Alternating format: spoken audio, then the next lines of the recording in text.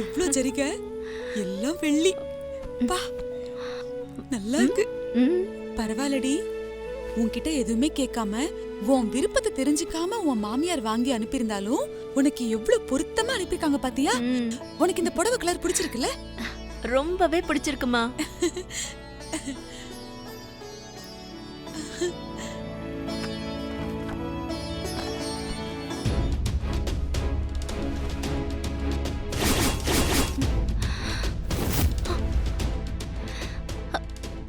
அம்மா, இதுல வானதின்னு பேர் எழுதிருக்குமா?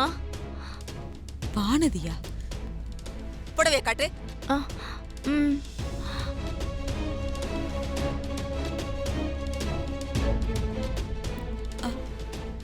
ஆமா, வானதின்னு தான் எழுதிருக்கு.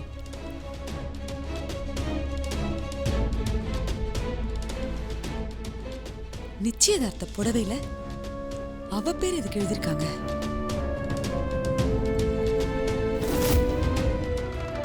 அந்த பிள்ளை பேரு அதுல எழுதியிருந்தா அந்த புடவைய அந்த பிள்ளையிட்டே கொடுத்துட வேண்டியதானே? அது எப்படின்னு? நிச்சயதார்த்தம் இவளுக்கு தானே, அப்புறம் எதுக்கு இந்த புடவை தூக்கி அவளுக்கு கொடுக்கணும்?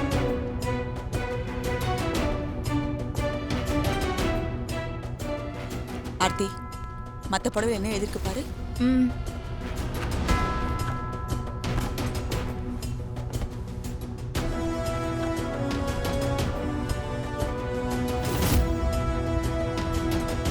அம்மா, உன் பேர் எழுதிருக்குமா? அடுத்த புடவை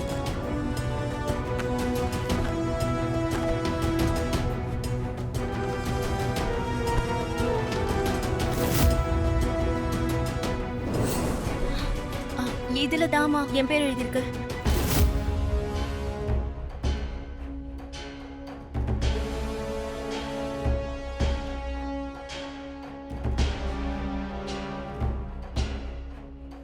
நிச்சயதார்த்தம் உனக்கு இவ்வளவு சிம்பிளான புடவை அனுப்பியிருக்காங்க. இப்படி ஒரு சாதாரண புடவை கல்யாண பொண்ணுக்கு, தக தகனம் என்ற இந்த புடவை அவளுக்கா?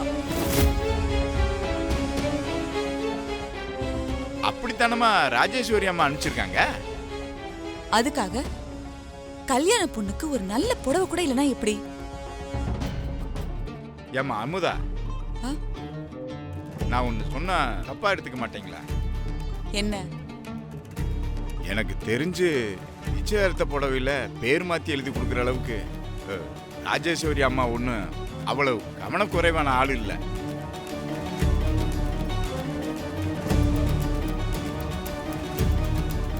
அப்படி எப்படின்னு இந்த மாதிரி ஒரு புடவையை அனுப்பி வைப்பாங்க?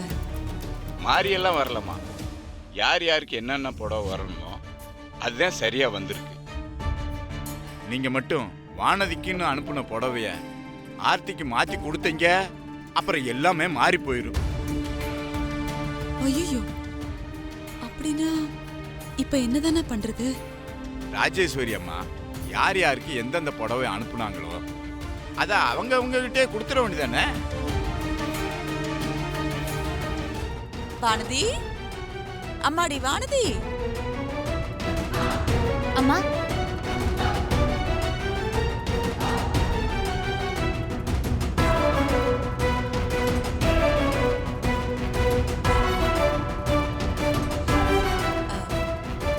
வானதி இங்க பாரு.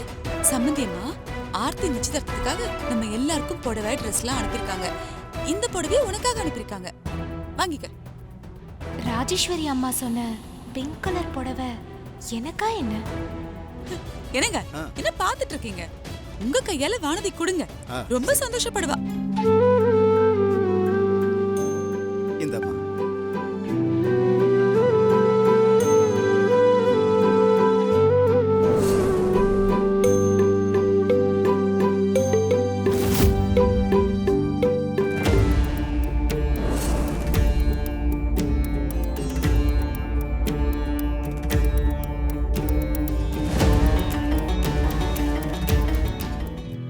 இதே மாதிரி ஒரு குடும்பமா எல்லாரும் ஒத்துமையா இருந்து இந்த கல்யாணத்தை நல்லபடியா நடத்தி முடிக்கணும். அதுக்கு என்ன, நடத்திட்டா போச்சு. ஏன் பொண்ணு கல்யாணமாச்சே, எந்த சிக்கலும் வரக்கூடாது.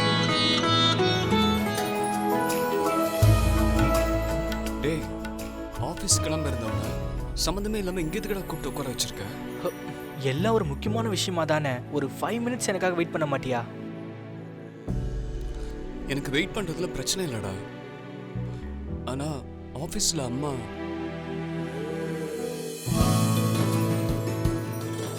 மானசா. ஹாய். ஆ ஹாய் ஜீவா. மானசா, இது எங்க அண்ணன். ஹலோ, ஐ எம் மனசா. வணக்கம். அண்ணன், இது மானசா. சொல்டா. டேய், நீ உன் ஃப்ரெண்டும் மீட் பண்ணுறதுக்கு என்ன எதுக்குடா கூப்பிட்டு வந்திருக்க? ஃப்ரெண்டா? என்ன ஜீவா, நம்ம விஷயத்தை பத்தி உங்க அண்ணன் கிட்ட நீ எதுவும் பேசலையா என்ன? என்ன விஷயம்? என்ன பேசணும்? அது ஒன்றும் இல்லைண்ணே. நீ நினைக்கிற மாதிரி நானும் மானசாவும் ஜஸ்ட் ஃப்ரெண்ட்ஸ் மட்டும் கிடையாது. நாங்கள் 2 பேரும் ஒருத்தருக்கு ஒருத்தர் ரொம்ப சின்சியராக லவ் பண்ணுறோம். லவ் பண்ணுறீங்க? ஆமாண்ணே. இதை பற்றி உன்கிட்ட சொல்கிறதுக்காக தான் நான் உன்னை கூட்டிகிட்டே வந்தேன். எவ்வளோ நாளா உங்க ஃபேமிலிய இன்ட்ரோடியூஸ் பண்ணி வையன்னு இவன் கிட்ட நான் கேட்டுட்டே இருந்தேன் தெரியுமா? இப்ப கூட நான் நச்சரிக்கை போய் தான் உங்களையே இங்க கூட்டிட்டு வந்திருக்கான்.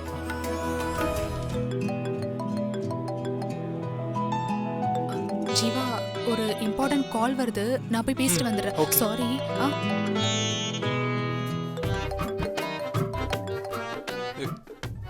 ஏண்டா தினமும் டிப்டாப்பாக ட்ரெஸ் பண்ணி வெளியில் கிளம்புனதெல்லாம் இந்த பொண்ணை மீட் பண்ணுறதுக்கு தானா? ஆமாண்ணே. அட பாவி, எவ்வளோ நாளாடா உங்களுக்குள்ள பழக்கம்? எப்படியும் 2-2.5 வருஷம் இருக்கும்ண்ணே. 2.5 வருஷமா? எப்படிடா அம்மாவுக்கு தெரியாம எப்படி இப்படி ஒரு விஷயத்தை உன்னால பண்ண முடிஞ்சது? நான் ஏதோ பிளான் பண்ணி பண்ண மாதிரி சொல்றியேண்ணே. 2 பேரும் நிறைய பேசணும், பழகணும். அப்படியே நாள் போக எங்களை அறியாமலே 2 பேருக்கும் ஒருத்தருக்கு ஒருத்தர் பிடிக்க ஆரம்பிச்சது. லவ்ங்கிறது ஃபேமிலி ஸ்டேட்டஸை பார்த்தோ இல்லை தராதாரத்தை பார்த்தோ வர்றதில்லை. இட் ஜஸ்ட் ஹேப்பன்ட், அவ்வளவுதான். என்ன இருந்தாலும் இந்த விஷயம் தெரிஞ்சா அம்மா வருத்தப்பட மாட்டாங்களா? இங்க பாருண்ணே, எப்பாடு பட்டாவது அம்மா சம்மதத்தோட தான் கல்யாணம் பண்ணணும்னு நான் நினைக்கிறேன்.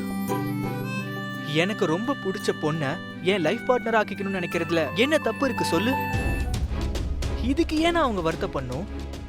டேய், இப்போ என் கேள்வியே நீ ஏன் இதுக்கு இந்த மாதிரி ஒரு டிசிஷன் எடுத்தேன்னு எனக்கு புரியல. ஏன் உனக்கு பிடிச்ச மாதிரி ஒரு பொண்ணை அம்மா உனக்கு பார்த்து கல்யாணம் பண்ணி வச்சிருக்க மாட்டாங்களா? இங்க பாருண்ணே, உன் விஷயத்துல எல்லாம் சரியா நடக்கிறதுனால அதை வச்சு அடுத்தவங்க வாழ்க்கையை நீ ஜட்ஜ் பண்ணாத. அது மட்டும் இல்லாம ஏதோ உன் நல்ல நேரம் அம்மா உனக்காக பண்ற எல்லா விஷயமும் உனக்கு பிடிச்ச மாதிரி அமைஞ்சு போகுது.